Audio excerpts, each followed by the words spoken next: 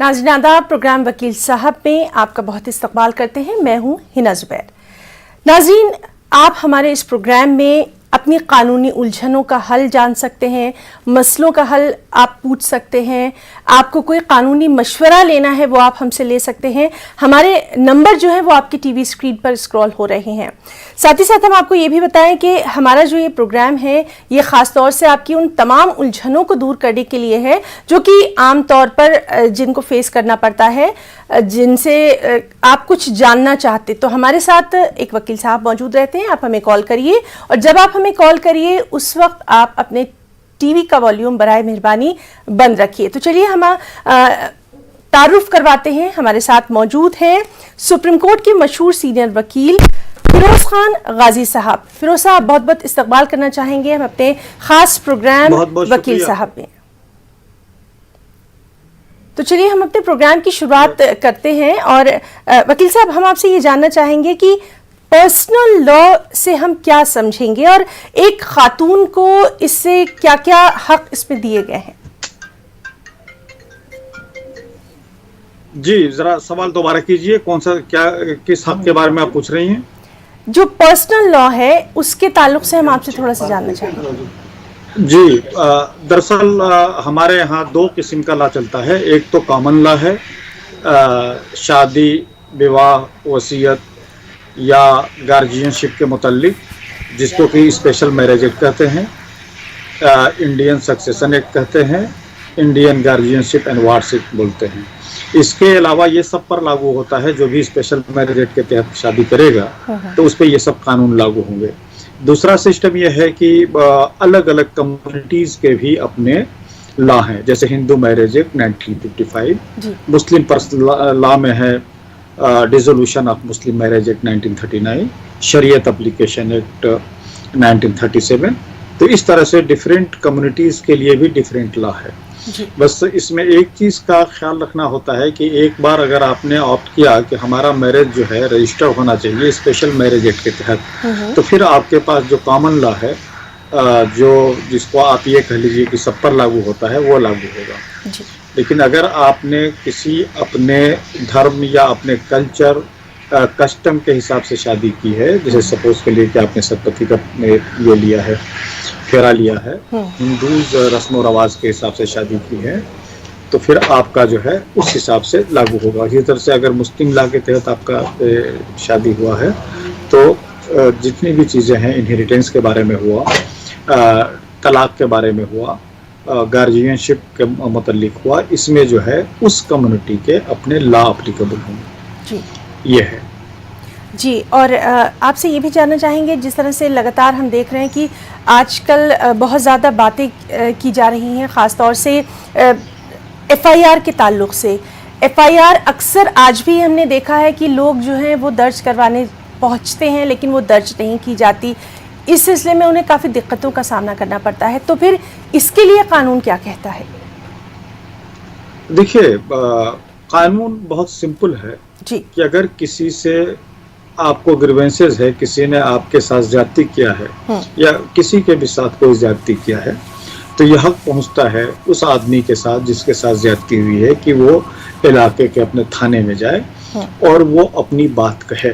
अपनी बात कहने का मतलब ये है कि जो उसके साथ मामला घटा है, जो उसके साथ हुआ है, वो उसको जो है ज़बानी भी बयान कर सकता है, प्लस लिख कर भी दे सकता है। अब ये कि वाक़े जो हैं दो किस्म के होते हैं कानूनी के नज़र से।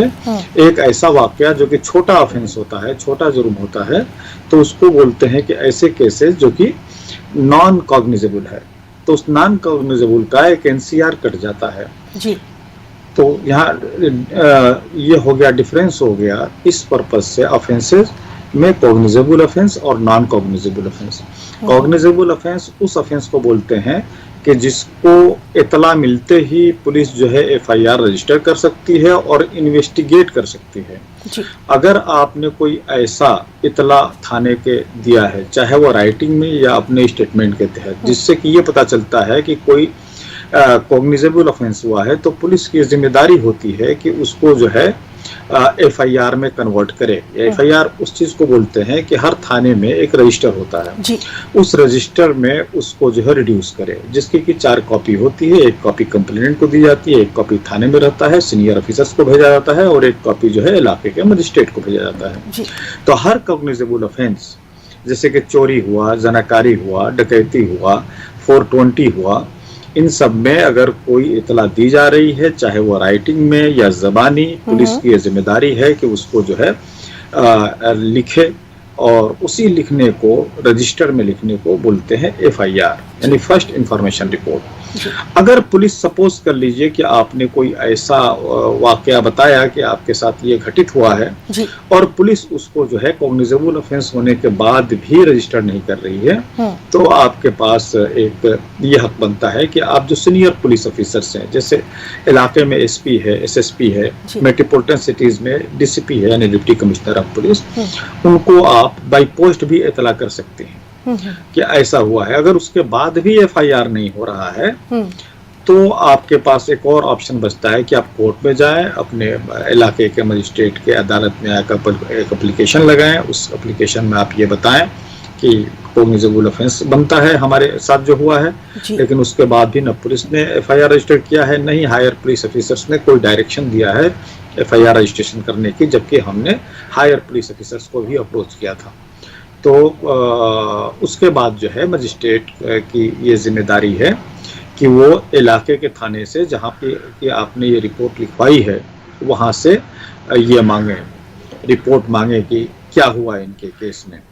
अगर वो उसके बाद मजिस्ट्रेट सेटिस्फाई होता है कि इनका कॉग्निजेबल ऑफेंस बनता है लेकिन फिर भी FIR रजिस्टर्ड नहीं हुआ है, तो मजिस्ट्रेट जो है वो ऑर्डर कर सकते हैं FIR रजिस्टर करने की। जी वकील साहब, आपने बहुत तफसील से हमारे नाज़रीन तक ये बात पहुंचाई है, और चलिए अब हम बात करने की कोशिश करते हैं अपने पहले कॉलर से।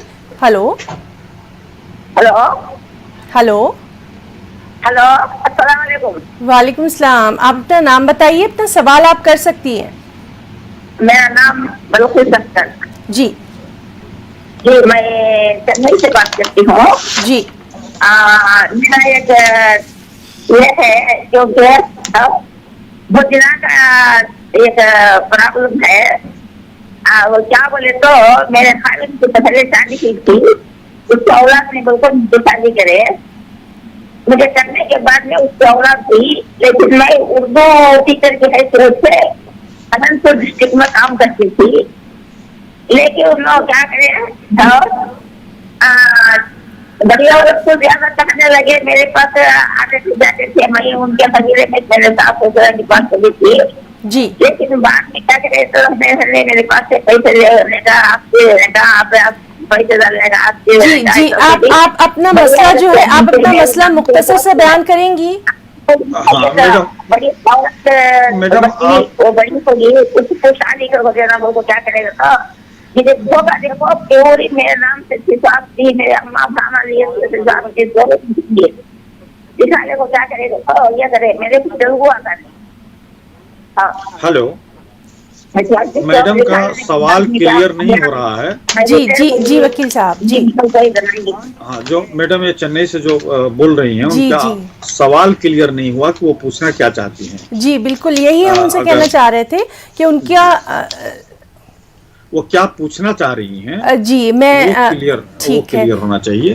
तमाम जितने भी व्यूअर्स हैं उनसे गुजारिश ये है कि आप अपने सवाल को जरा मुख्तसर करके टू द पॉइंट कर लें, ताकि ज्यादा से ज्यादा व्यूअर्स की सवाल पूछने में शमूलियत हो सके। जी वकील साहब, ये पूछना चाह रही थी, ये पहली बीवी और दूसरी बीवी का कुछ मसला है, और घरेलू मसलों की जो हम बात कर रहे थे उसके ताल्लुक से ये कुछ जानना चाह रही थी। देखिए, दो चीजें हैं। एक तो ये कि अगर इनका हस्बैंड ने कोई दूसरी शादी कर ली है तो इनको ये हक बनता है कि हस्बैंड के खिलाफ प्रोसीड्स करें। दूसरी शादी करना ही अपने आप में क्रूएल्टी है। अगर कोई वैलिड रीजन नहीं है दूसरी शादी करने की, या बगैर तलाक लिए हुए दूसरी शादी अगर हस्बैंड कर ले रहे हैं, तो ये दूसरी शादी करना ही अपने आप में क्रूएल्टी है। तो उसके तहत वो डोमेस्टिक वायलेंस में जा सकती हैं कि हमारे हस्बैंड ने हमारे साथ गलत किया है। अपना रेसिडेंस भी मांग सकती हैं अलग से, उससे मेंटेनेंस भी मांग सकती हैं, 125 में भी मांग सकती हैं, डोमेस्टिक वायलेंस एक्ट में भी मांग सकती हैं, और अपने पर्सनल लॉ के तहत भी मांग सकती हैं, जी हिंदू मैरिज एक्ट के तहत भी मांग जी सकती हैं। प्लस हिंदू मैरिज एक्ट में तो दूसरी शादी ही वो इलीगल मानी जाएगी, जो अभी तक की पोजीशन है। लेकिन उसके बाद भी हस्बैंड अगर शादी नहीं किया है, किसी दूसरी वाइफ के साथ रह रहा है, तो वो भी दूसरी लेडी के साथ रह रहा है, तो वो भी एक किस्म का जो है क्रुएल्टी है। तो इनको जी ये हक बनता है कि उस ग्राउंड पे डाइवोर्स भी मांग सकती हैं, मेंटेनेंस भी मांग सकती हैं, शेल्टर भी मांग सकती हैं। जी। चलिए अब हम बात करने की कोशिश करते हैं एक और कॉलर से। हेलो। अस्सलाम वालेकुम। जी वालेकुम सलाम। आप अपना नाम बताइए और अपने सवाल करिए सर। मेरा नाम अली मोहम्मद है, मैं श्रीनगर से बात कर रहा हूँ। जी अपना सवाल करिए। जी अली मोहम्मद साहब, सवाल ये है कि हमने इंश्योरेंस पॉलिसी ली थी मकान की, उसमें एक सेगमेंट था बिजली फिटिंग का था, तो वो जल गई शॉर्ट सर्किट की वजह से। तो हमने क्लेम की, वो कहते हैं कि इसमें आता है नहीं, जबकि उनकी पॉलिसी में दिया हुआ है वो कॉलम, वो इनकार करते हैं देने को, जी HDFC वाले। जी क्या बहुत जी, इसके लिए हम कानूनी देखिए- मदद ले सकते हैं? देखिए, हाँ, आपके यहाँ कश्मीर में ये नेग्लिजेंस पे या मटेरियल्स अगर कोई गलत सप्लाई हो गया जिसकी वजह से मटेरियल्स ख़राब हो गया, तो उसके लिए एक कानून है। तो अगर उन्होंने सप्लाई किया है और आपके तरफ से कोई फॉल्ट नहीं हुआ है, बल्कि मैकेनिकल डिफेक्ट की वजह से अगर उस चीज़ में फॉल्ट हो गया है, तो आपका डैमेजेस क्लेम करने का बनता है। आप कंज्यूमर प्रोटेक्शन एक्ट में जा सकते हैं, जहां पर आप दरख्वास्त दे सकते हैं कि या तो वो चीज़ को रिप्लेस करें या नहीं तो उसका मुआवजा दें। जी बहुत शुक्रिया वकील साहब। चलिए बात करने की कोशिश करेंगे एक और कॉलर से। हेलो। हेलो अस्सलाम वालेकुम। वालेकुम सलाम। वालेकुम अपना नाम सलाम। बताइए और सवाल करिए। जी कर्नाटक चित्रदुर्ग से। यहाँ पे एक बात के हक का मसला है खेती का। वो कि बेटी अपने भाइयों से मांग रही है, माँ नहीं बाप नहीं, वो अभी कुछ लीगल में नहीं मिल रहा है उसका, तो इसके बारे में पूछना चाह रहे थे। फातिमा भी बोल के। जी देखिए ज़रा, जितने व्यूअर्स हैं जो सवाल पूछ रहे हैं, उनसे गुजारिश ये है कि अपने सवाल को ज़रा टू द पॉइंट रखें। वो क्लियर होना चाहिए वो क्या पूछना चाहते हैं। आपने ये कहा कि आपके भाई हैं, वो भाई उनके माँ बाप के घर में 13 एकड़ जमीन थी, 3 भाइयों ही 4 बहनों ही। ये छोटी बहन वो थोड़ी उसकी मजबूरी है, बच्चों की पढ़ाई है, इसके वजह से वो अपील करके कोर्ट के डाल दिया है। वो भाई यहाँ देने को तैयार नहीं, कोर्ट में भी अभी फैसला नहीं है। कोरोना क्या डाल दिया? देखिए मैं आपको एक चीज बता दूं कि कानून ये है कि अगर पेरेंट्स नहीं हैं और अगर कोई खानदानी जायदाद है, उस जायदाद को अगर बंटवारा होना है, अगर दोनों पार्टी मुस्लिम है तो लाजमी है कि पार्टी मुस्लिम ही होगी। तो इसमें इस्लामिक शरिया यह है कि आप अपनी प्रॉपर्टी को इस हिसाब से डिवाइड करें कि एक हिस्सा बेटी का होता है, 2 हिस्सा बेटों का होता है। तो आपके सवाल से क्लियर नहीं हो पा रहा है कि आप क्या कहना चाहते हैं। अगर आपकी छोटी बहन है, अगर उसके पास ज़्यादा दौलत नहीं है और अपने बच्चों को सही तौर पर नहीं पढ़ा पा रही है, तो उसका अखलाकी तौर पे मदद करना अलग बात है। कानून की बात यह है कि अगर आपने उसका अपना हिस्सा नहीं दिया है, सिर्फ बेटों ने आपस में बांट लिया है, यानी भाइयों ने आपस में बांट लिया है, तो उस बहन को मुकदमा करने का अख्तियार है। वो प्रॉपर्टी में अपना हिस्सा ले सकती है अगर बहन को नहीं दिया गया है तो। जी चलिए बात करने की कोशिश करते हैं एक और कॉलर से। हेलो जी हेलो। हेलो वकील साहब, अस्सलाम वालेकुम। वालेकुम सलाम। वकील साहब मेरा एक सवाल है। मेरे यहाँ जी किराएदार रहता है, करीब करीब वो 20 साल से है। अपना 1 साल से ना किराया दे रहा है ना खाली कर रहा है। तो मैं जी। लीगल क्या एक्शन लूं वकील साहब, जरा मशवरा देंगे, मेहरबानी होगी। देखिए, अगर 20 साल से वो किराया पिछले 19 साल से दे रहा था और 1 साल नहीं दिया है और किराया देने का आपके पास किराया लेने का प्रूफ है, तो लाजमी है कि उससे आप किराए की, अगर उसको कंटिन्यू रखना चाहते हैं तो किराए के रिकवरी का आप कोर्ट में दरख्वास्त दें। और अगर ये चाह रहे हो कि नहीं भाई ये किराया देने में बराबर डिफ़ॉल्ट करता है, इसके खिलाफ इसको हम नहीं रखना चाहते हैं, इसका एविक्शन चाहिए, तो देखिए रेंट कंट्रोल एक्ट जो है हर जगह मौजूद है, हर स्टेट का तकरीबन अपना अलग अलग अमेंडमेंट के साथ है। तो रेंट कंट्रोल के ज़रिए आप जो है मुकदमा डाल सकते हैं और बता सकते हैं कि ये कंटिन्यूस किराया नहीं देते हैं और ये हैबिचुअल डिफ़ाल्टर हैं किराया देने में, तो कोर्ट आपके फेवर में जो है ऑर्डर पास कर सकती है। जी बहुत शुक्रिया वकील साहब। और लगातार अपने तमाम नाज़रीन से हमारी यही दरख्वास्त है, और जिस तरह से वकील साहब भी कह रहे हैं कि जब आप हमें कॉल करें तो अपने टीवी का वॉल्यूम बंद कर दें और अपना सवाल मुख्तसर पूछें, और पहले से आप अगर उसको थोड़ा सा जहन बना लेंगे कि क्या पूछना है तो आपको भी आसानी होगी और हमको भी इसकी आसानी ही रहेगी। तो चलिए अब हम बात करने की कोशिश करते हैं एक और कॉलर से। हेलो, मैं बिहार से बात कर रहा हूँ। हेलो, अस्सलाम वालेकुम। जी आप अपना सवाल करिए। वालेकुम सलाम।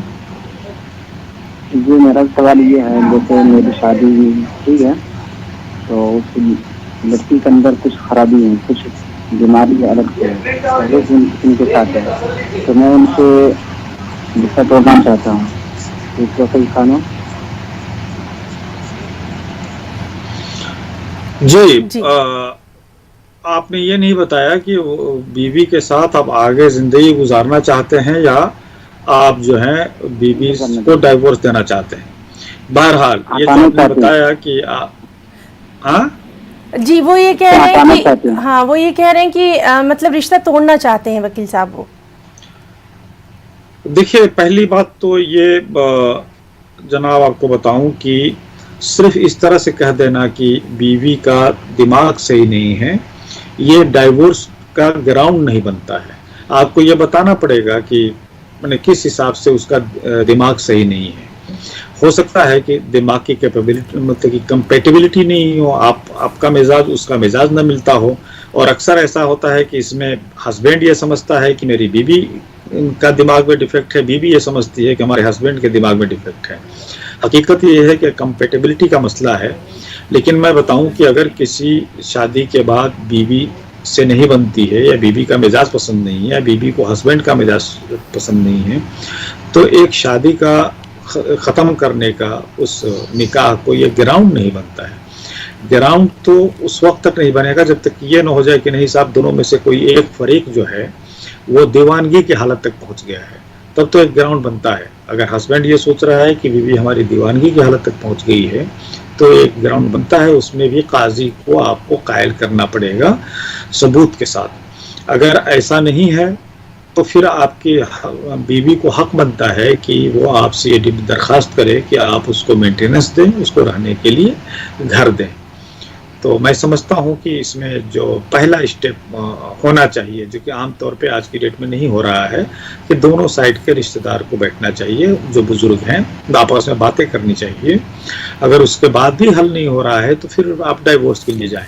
अब डाइवोर्स में जाने का तरीका ये है कि आपको मालूम है कि जब से ये ट्रिपल तलाक लेजिस्लेशन जिसको बोलते हैं वो पास हुआ है, तो आप किसी भी कोई भी हस्बैंड किसी भी अपनी बीवी को जो है वो बगैर किसी रीजन के तलाक तलाक तलाक कह के जो है वो उसको अलहदा नहीं कर सकता है, क्योंकि ये तलाक तलाक कहना जो है ऑफेंस तो हो जाता है लेकिन उससे जो है वो मैरिज खत्म नहीं होता है।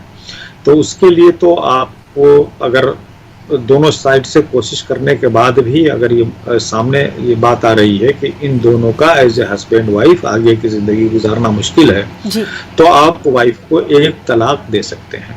ये बहुत क्लियर रहे, लोग ये समझते हैं कि जब तक 3 बार तलाक नहीं कहा जाए तब तक तलाक नहीं होता है। एक बार भी अगर आपने बाकायदा फैसला कर लिया है सोच समझ के और एक बार भी आपने तलाक दिया है तो तलाक हो गया। बस फ़र्क ये होता है कि एक बार तलाक अगर दे दिए हैं तो उस तलाक को आपको वापस करने का अख्तियार होता है। 2 बार दे दिए तब भी अख्तियार होता है, लेकिन तीसरे बार दे दिए तो फिर अख्तियार बीवी के साथ जो है ज़िंदगी गुजारने का आप खो चुके होते हैं। तो इसलिए एक ही बार में 3 तलाक देना गलत करार दिया गया, उसको ऑफेंस करार दिया गया है। तो ऐसे सिचुएशन में आप अपने बुजुर्गों से राय मशवरा कर लीजिए, ज़रा भेजिए लोगों को ताकि बैठकर कोई बात करें। अगर बात नहीं हो पाए तो फिर अलहदगी अख्तियार करें।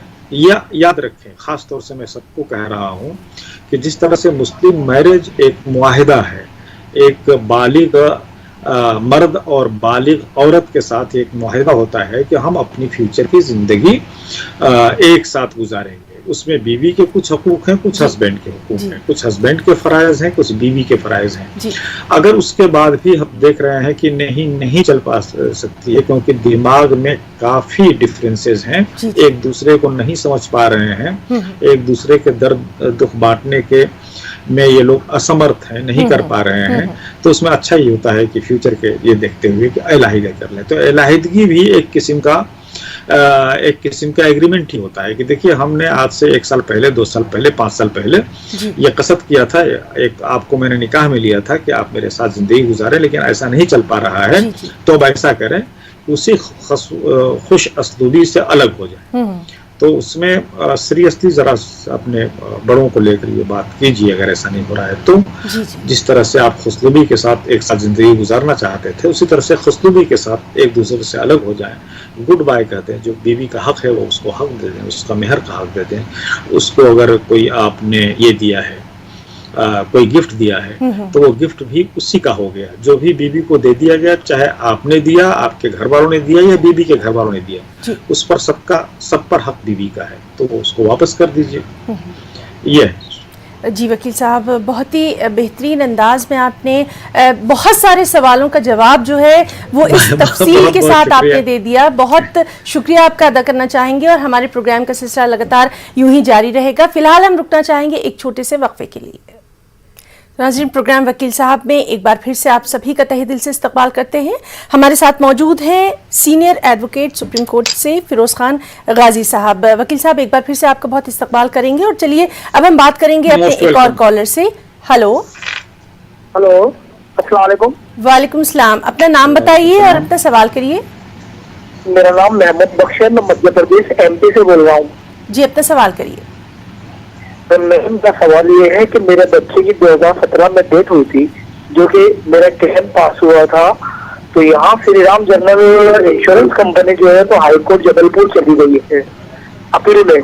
तो मैडम मेरी जो 50% यहाँ की अदालत में तय की थी, तो अभी तक के मतलब मुझे मिल नहीं पाई है। इसी बारे में वकील साहब से पूछूंगा कि इसमें क्या आगे कार्रवाई क्या हो सकती है। जी, जरा क्लियर कीजिए अपनी, जरा टीवी का वॉल्यूम जो है ये कर लीजिए, कम कर लीजिए, बल्कि बंद कर दीजिए। वॉल्यूम तो सही है। अच्छा, सवाल आपका क्लियर नहीं हो रहा है कि आपके लड़के का क्या हुआ था, कहाँ सर्विस करता था? एक्सीडेंट हुआ था सर। एक्सीडेंट हुआ था और उसमें निचली अदालत में मेरे को अवार्ड किया था 8 लाख रुपए। जी। तो इंश्योरेंस कंपनी जो है वो अपील गई है, तो यहाँ बुरहानपुर की निचली अदालत में 50% राशि भरने का आदेश दिया था, जबलपुर हाईकोर्ट ने आदेश किया था। जी। तो सर वही राशि मेरे को अभी तक तो प्राप्त नहीं हुई, पिछले 4 साल हो गए सर। तो मैं ये बोल रहा हूँ कि आप कुछ रास्ता बताइए। नहीं, देखिए आपका चूंकि ऑलरेडी मुकदमा जो है आपके फेवर में डिसाइड हो चुका है, 5 लाख रुपया आपको मोटर एक्सीडेंट क्लेम ट्रिब्यूनल ने रिवार्ड कर दिया। लाजमी है कि एक अगर पार्टी सेटिस्फाई नहीं है तो वो हायर कोर्ट में जा सकती है, और आपके कहने के मुताबिक वो चले गए हैं सुप्रीम हाई कोर्ट में, और हाई कोर्ट ने उनके अपील एडमिट करने से पहले ये ऑर्डर किया है कि 50% पैसा आपने जमा कर दिया, और वो पैसा पिछले 4 साल में आपको 50% भी नहीं जमा किया है। तो इसमें आपको क्या करना चाहिए? देखिए, मुझे समझ में नहीं आ रहा है कि ये 4 साल कैसे लग गया, क्योंकि जब तक वो ऑर्डर नहीं, वो पैसा नहीं जमा करेंगे, तब तक अपील आगे नहीं बढ़ेगा। इसमें कहीं ना कहीं जो है आपके तरफ से जो है वो जिसको बोलते हैं कि लापरवाही हो रही है। लापरवाही आपकी तरफ से हो रही है, मतलब कि आप भी लापरवाह हो सकते हैं, आपके एडवोकेट भी हो सकता है कि दूसरे केसेस में ज़्यादा बिजी रहते हैं। अदरवाइज इतना टाइम लगने का कोई सवाल ही नहीं पैदा होता है। अगर हाई कोर्ट ने ऑर्डर कर दिया है कि 50% जमा करेंगे, तभी हम अपील सुनेंगे। आप बराए मेहरबानी अपने वकील साहब से दोबारा जो है कंटेक्ट कीजिए, उनसे गुजारिश कीजिए कि आखिर में क्या वजह है कि पिछले 4 साल से 50% अमाउंट भी उन्होंने जमा नहीं किया है। अगर कोई कोर्ट का ऑर्डर आपके खिलाफ नहीं है तो उनको जमा करना ही होगा, अदरवाइज कंटेम्प्ट ऑफ कोर्ट होगा। तो प्लीज़ अपने लोकल एडवोकेट साहब बात कीजिए। जी, बहुत शुक्रिया वकील साहब। चलिए बात करेंगे एक और कॉलर से। हेलो हेलो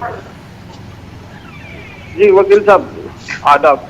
जी आदाब। अपना जी सवाल करिए और टीवी का वॉल्यूम बराए मेहरबानी बंद कर दीजिएगा। वकील साहब, मेरा एक केस चल रहा है मलगी का, अब किस चीज उसमें का? ये हो रहा है कि दुकान, एक शॉप है, उसका केस चल रहा है।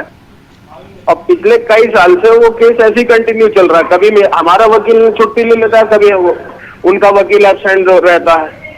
तो ऐसे में क्या किया जाए वकील साहब कि ये केस जल्दी से निबट जाए? करीब 4 साल से ज्यादा हो गए इस केस को ऐसे ही चलते हुए। आपने ये क्लियर नहीं किया कि ये केस किस चीज का है?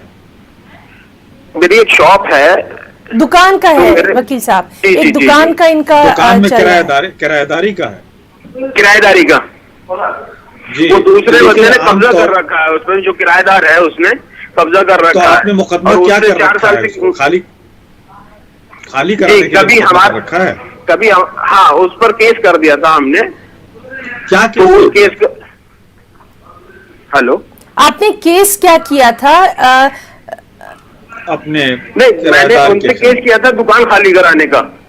जी, अब देखिए क्लियर हो गया। सिंपल जी। ये कि आपका एक किराएदार था, किराएदार जो है वो पैसा नहीं दे रहा है, किराया नहीं दे रहा है, और आपने उसके खिलाफ मुकदमा किया है कि वो आपका मकान या दुकान जो भी वो खाली करके जाए।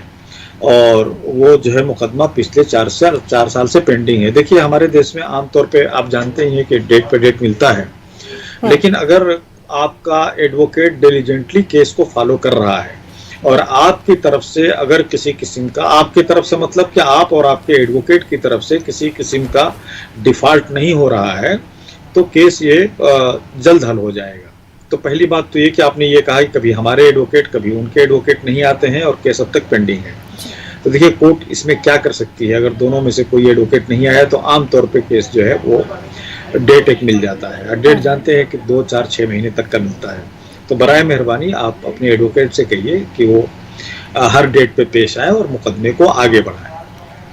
जी, मुझे पूरी उम्मीद है कि आपको अपने मसले का हल जो है वो मिल गया होगा। और चलिए अब हम बात करने की कोशिश करेंगे अपने एक और कॉलर से। हेलो हाँ हेलो हेलो हेलो जी, अस्सलाम वालेकुम। अपना सवाल करिए सर। हाँ जी सर, वालेकुम सलाम। मैं पीसी अग्रवाल बोल रहा हूँ गुड़गांव से। जी मेरा सवाल है वसीयत के बारे में। वसीयत यदि 2 बिजनेस में एक डॉक्टर है और एक जो बेनिफिशियरी है उसके साइन हो, तो क्या वो वसीयत वैलिड मानी जाएगी, वाजिब मानी जाएगी? आपने ये नहीं बताया कि आप किस कौम से बिलोंग करते हैं। असल मैं में इसमें मसला भी आता है। मैं पीसी अग्रवाल बोल रहा हूँ गुड़गांव से। अच्छा, अग्रवाल साहब ऐसा है कि वसीयत जो है उसमें ज़रूरी नहीं है कि बेनिफिशियरी का सिग्नेचर हो।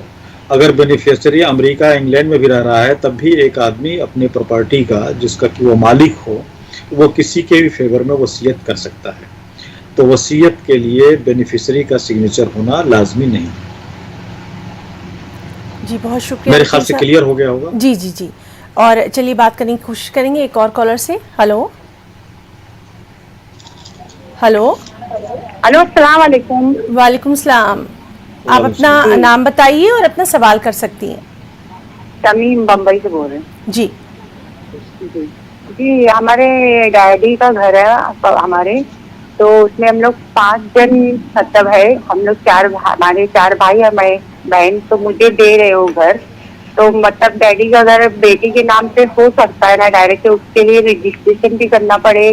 और जैसा सेठ है, मतलब पगड़ी का घर रहता है, जैसा सेठ का वो बिल देते हैं, तो उनको भी पैसा देना, ऐसा कुछ है कानून में?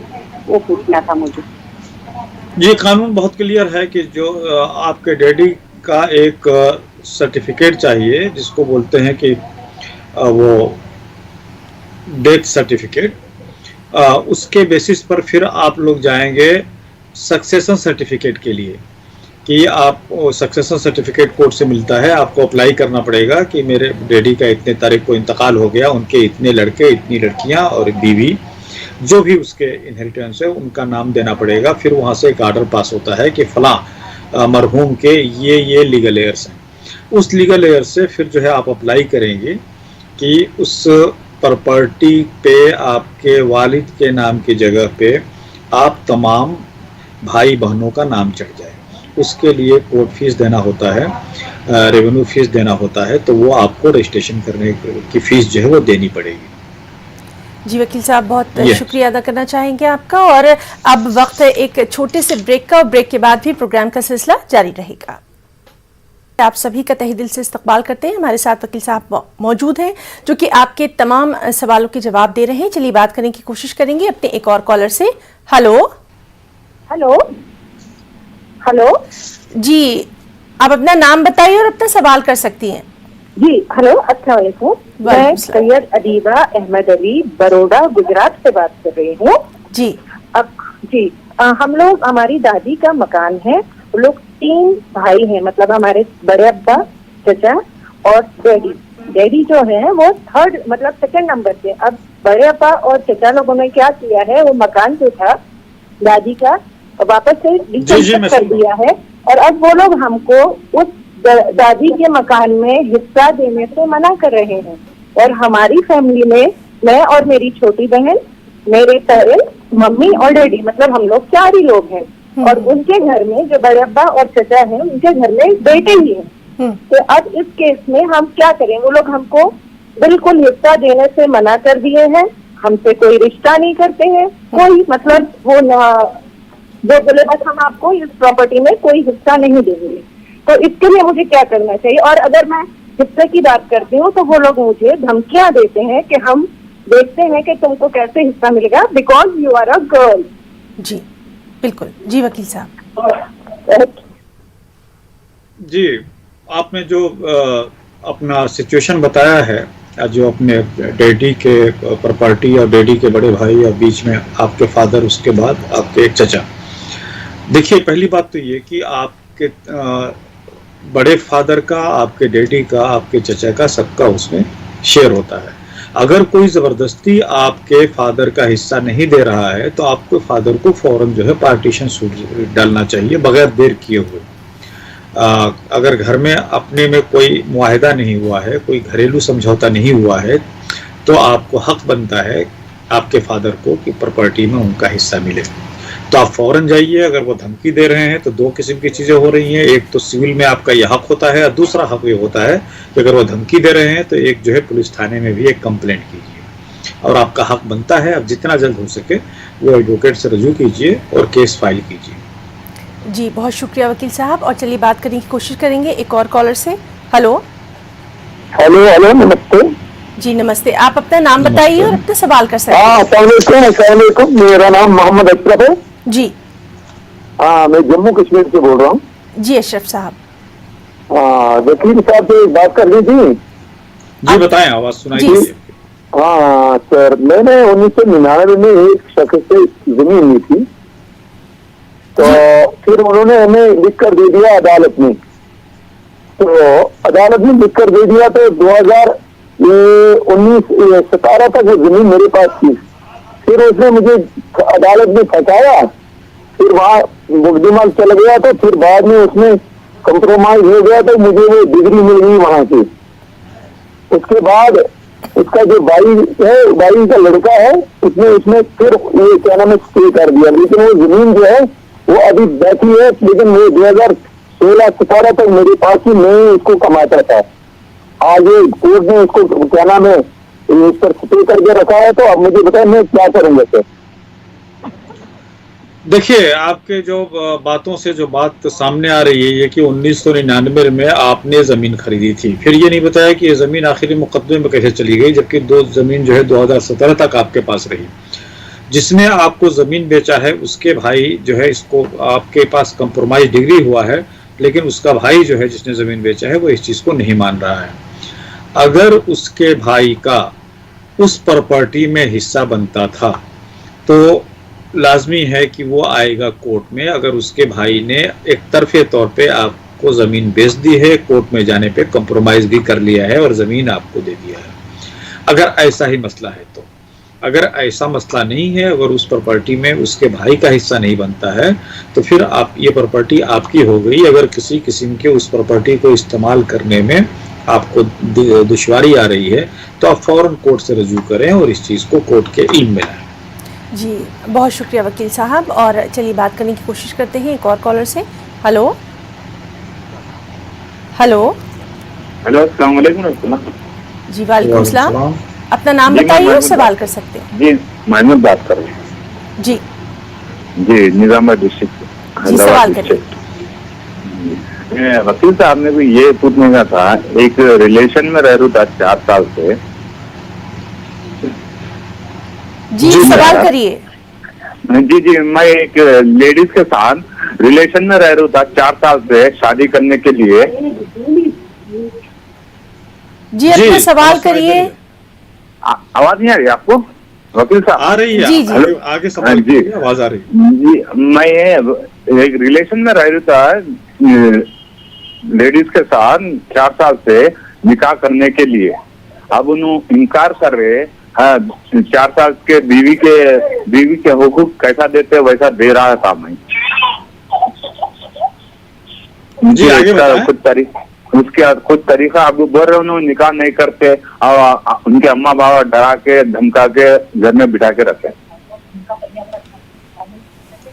देखिए, आपने जो सवाल किया है कि आप रिलेशन में थे या पिछले 4 साल से थे, आप तमाम खर्च भी संभालते थे, लेकिन फिर भी वो आपकी बीवी नहीं थी।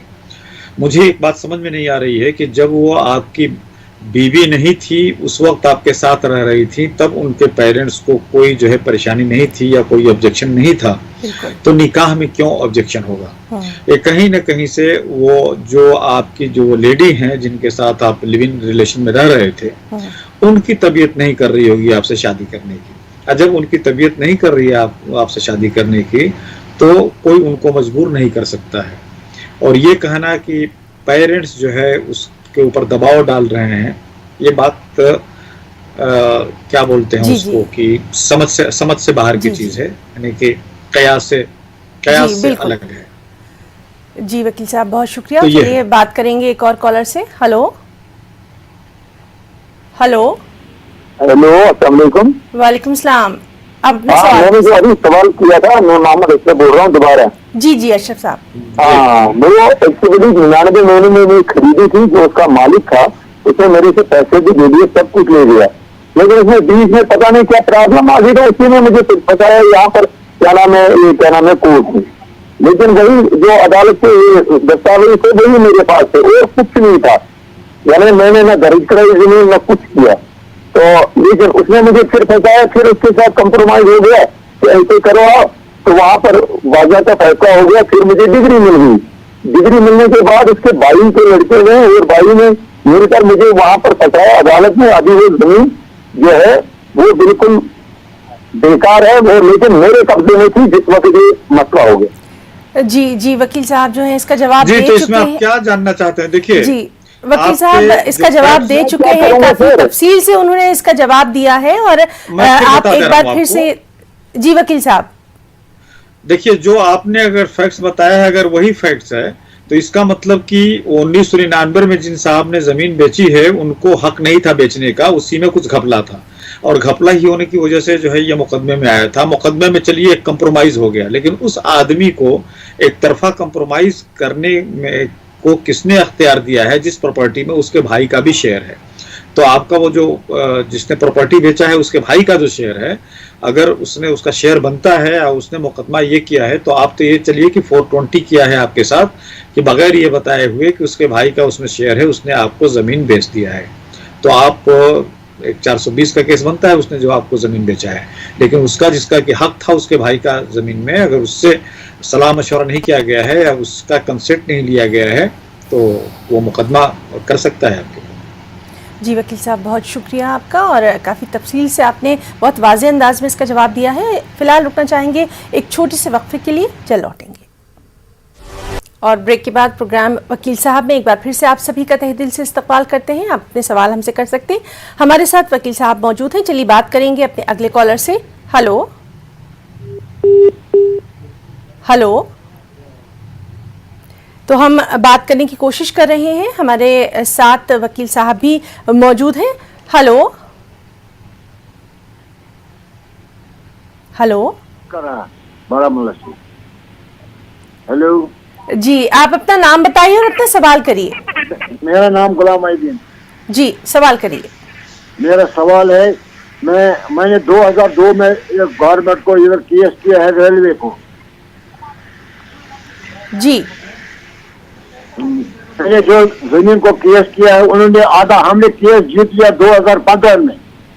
2015 में हमने केस जीत लिया, हमको पैसा नहीं दिया, आधा दिया आधा नहीं दिया, आधा बंद किया है कोर्ट, लोअर कोर्ट श्रीनगर में ले लिया, फिर देता नहीं।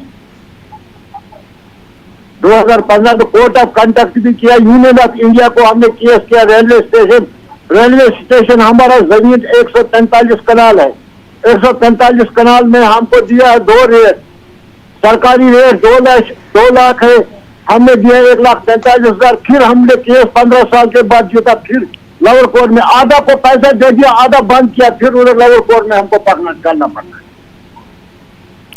जी वकील साहब, आप कुछ पूछना चाहेंगे? देखिए, आपने जो सवाल पूछा है उससे ये तो जाहिर हो रहा है कि आपका केस सही फाइट किया गया है। गवर्नमेंट ने जमीन एक्वायर की रेलवे के लिए और आपने मुआवजे के लिए कहा कि गवर्नमेंट का जो रेट है कम है, जबकि प्रॉपर्टी की कीमत 2 लाख है।